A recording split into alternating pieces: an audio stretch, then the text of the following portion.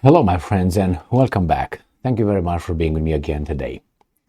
I'm pretty sure that you guys know my favorite political figures that are contemporary with us. And talking about Hungary, because that's what we're going to talk about today, Hungary and Ukraine, you know that I admire very much Hungary's foreign minister, Peter Szijjártó, and I also like very much the Hungary's Prime Minister Viktor Orbán.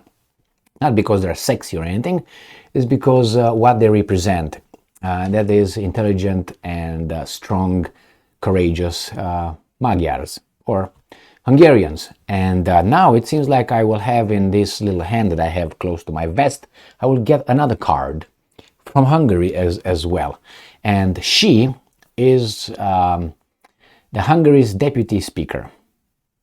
So let's see what she has to say. And remember, when normal things that used to be yesterday normal, become now controversial, we got a problem in a society. So I don't think she says something fantastic, but she just says, tomorrow is Tuesday. Oh my God, it's now Tuesday because I don't like Tuesdays. But tomorrow is Tuesday with their liking or disliking. So what happened? So here we have an article from the New Voice of Ukraine from April 24th, 2023. And this is the lady right here. So Ukrainian NATO membership possible only with Russia's agreement, says Hungary's deputy speaker. Now, I don't know, I do not know where the misunderstanding is or controversy. Where is it? That's a fact.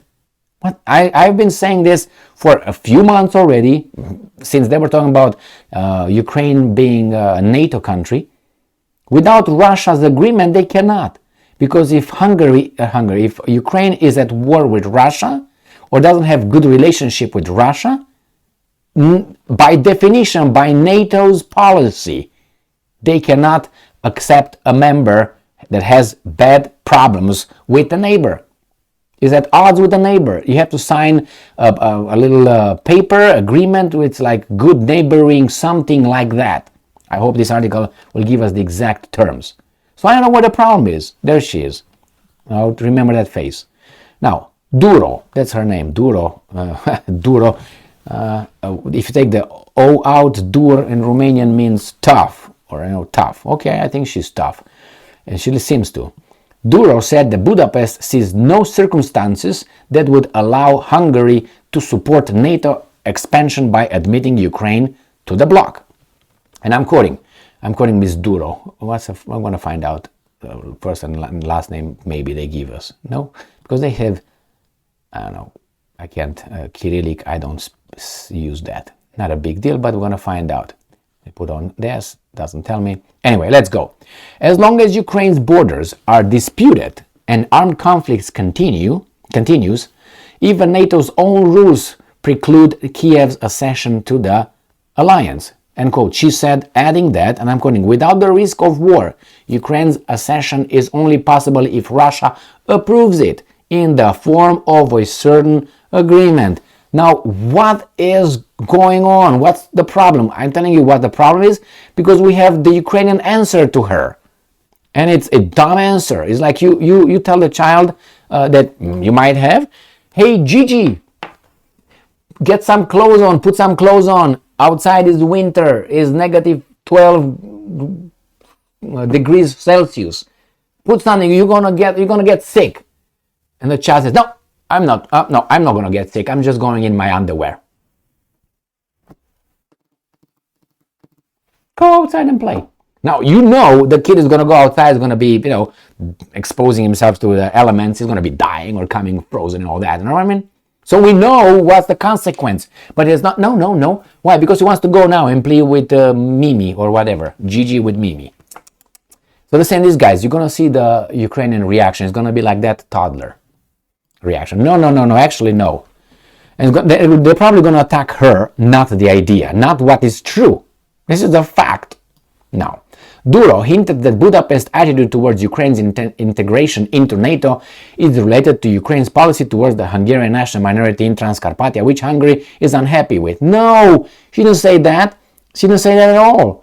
She said about this, borders disputed, and you're at war. That's a fact. It's not that. Don't imply anything, Ukrainska Pravda or whatever you are.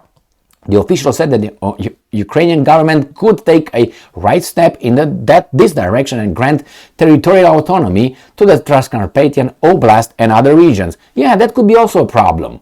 Maybe the Hungarians will not agree to sign with you anything, even though I think they did sign with Ukraine when Hungary applied for NATO. So they have the agreement from Ukraine, but I don't know if now Ukraine has to ask Hungary for, hey, how about we have this agreement? And they could say, the Hungarians could say, no, Transcarpathia, you are, hurting our minority over there. Can't happen. During his meeting with NATO, Secretary General Jens Stoltenberg in Kiev on September 20th, President Volodymyr Zelensky stressed that there are no barriers to making political decisions regarding the country's membership in the alliance. Well, the toddler. This is the reasoning of a toddler. According to him, another toddler, security guarantees should already be in place, but they should not become an alternative to joining the bloc. Security guarantees meaning if Russia keeps hitting you guys, we're going to intervene. I want to see that happening. I already have an article ready for a video because I have a few countries that are weasels. They say, yeah, we're going to offer Ukraine security guarantees. Okay, and Russia was going to nuke you the next day. Good job. After the visit, Stoltenberg stressed that all NATO members states agree with Ukraine's accession to the alliance, but are currently focused on winning the full-scale war. All right.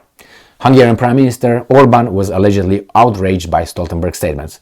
So, I got this one from European Pravda, and this is the same thing what it was reported on the other one. Dora, keep that. Dora, Duro, probably. Dora, Duro. Okay, DD, that's how I'm going to have DD. What size do you have? DD, 3D, or whatever, DD. Nasty, kinky. Anyway, so this is what she says, the same thing. Dora says this here, and we got the Ukrainians' answer. No say for Russia in Ukraine's NATO accession, Kiev insists. New Voice of Ukraine. Yeah, how about what she said here at the beginning? Remember that statement? As long as Ukraine's borders are disputed and armed conflict continues, even NATO's own rule preclude Kiev's accession to the alliance. How about that? Let's see if they're gonna touch up on that. In a recent interview, we got Dora Duro. Nikolenko emphasized that Ukraine does not need permission from Russia to become a member of the alliance and has the sovereign right to freely choose its security means, as repeatedly confirmed by all NATO member states, including Hungary. What? Yeah, it's a sovereign state, but yeah, it chooses its security means. Oh, they want now security guarantees, but not accession to NATO. Nikolenko criticized Hungarian politicians who seek to make Euro-Atlantic regional security dependent on Moscow's wishes. That's not what she said. It's a rule. How about you talk about that rule? And I'm quoting, there are no valid reasons to prevent Ukraine's NATO membership. Did you hear that? No valid. Because you invalid them? How about the rule? Admitting Ukraine will only strengthen the alliance and prevent Russia's further aggression in Europe. Yes, that's true. These are your reasons why you want to go in. We got that one. But how about that rule? Hello, that rule. Don't give me the reasons. Give me the rule. Is that a rule over there or is not? According to Duro, Budapest sees no circumstances that would allow for a support of NATO expansion by admitting Ukraine to the bloc. Leave this political stuff. But again, I'm going to this thing right here, which is a fact. Alright? This is a fact. So anyway, Dora Duro has balls more than politicians in the West, it seems like. But we'll see. We'll see what she has to say next. And I hope she comes back. I hope she comes back and she says some more on these issues. Because I like to have it like a trinity, you know. I like that. Anyway, my friends. Like the triumvirat, how was it called? Triumvirat. Yeah, the three generals that led triumvirat. That's how it's called. the three Roman generals that were at one point were in charge of Rome. Triumvirat. Wasn't that what? Wasn't that Pompey, Caesar, and wasn't that the guy who was with Cleopatra? What's his name? I can't. Marcus Aurelius? No. Aurelius survived. I can't remember his name. Anyway, check it out. I gave you the first push, and you're just gonna start running on your own. Don't fly on your own. Bam. All right, Doradoro. I'll keep you in my mind. Thank you very much. And remember, she's logical. She just says what they say about their rules, and they don't like it. Oh my, all right. Thank you very much. Rule-based society and world order they want. Like that. When they can just cut corners whenever it's beneficial to them. Yes, it's exactly how they want to rule this world. We won't let them. They can smack us like this. But hey, instead of dying in a cage, like a slave, you better die while trying, right? Just exaggerating, obviously. Not exaggerating, just whatever. Thank you very much for being with me again today. Stay strong, stay smart, look for the truth, and be just.